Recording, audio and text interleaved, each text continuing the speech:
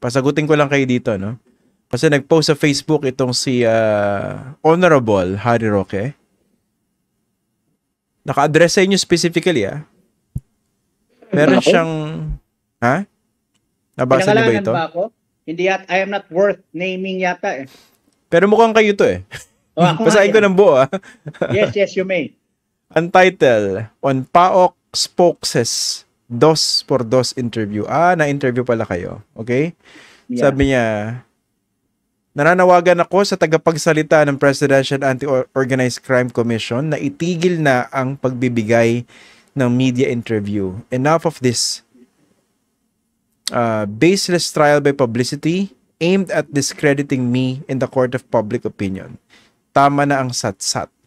I asked the PAOK to submit their evidence to the prosecutor's office. Even without seeing them, the case against me is utterly bereft of merit since trafficking requires the act of recruiting persons through force or intimidation for the purpose of exploiting their labor. Sorry sir, na-OOC lang ako Merong grammatical errors dito si Harry Roque.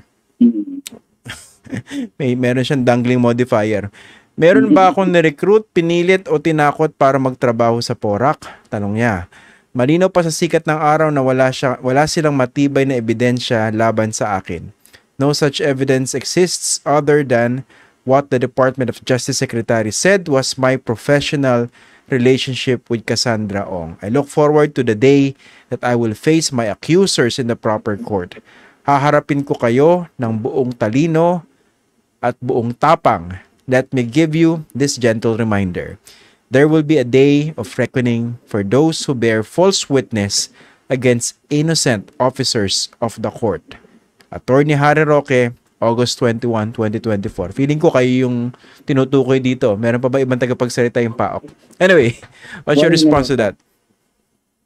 That is his advice to the latter portion of his statement. It's an advice that is already 8 hours too late that he should have given himself in 2016 when talking about the former Senator Laila de Lima. That's the end of my comment to that statement. Ayun na yan. Ano ba yung bandang dulo? Okay. Pero to be sure, meron kayo, no? Diba? You're building a case against him and siguro mga higit sa isang beses nyo na naman na-discuss kung gaano kalakas yung inyong inihandang kaso, no? Just again, for the record, malakas ang kaso nyo against him. Alam mo, Christian, ang aming mga ahensya ay sama-samang nagmi-meeting on a weekly basis just to keep on evaluating the evidence, no? So, hindi naman kami papayag na magsampa lamang ng kaso kung ebidensya ay flimsy. But then again, the former presidential spokes is correct in stating that he would face the accusation in court, which is the proper forum. Then, once that happens, then let the government, the state, and the defense battle it out in court by presenting evidence and counter-evidence as the case may be. Basta ang amin lang is true. Ulitin ko po, we have never been political about this particular fight against Pogo.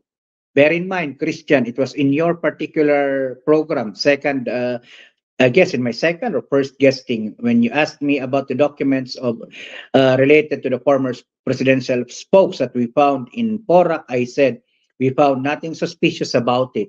So at that point, wala kaming binitawag mga salita as to him being a person of interest and whatever. But as the investigation progressed, then we had to amend our statement in relation to the former presidential spokes.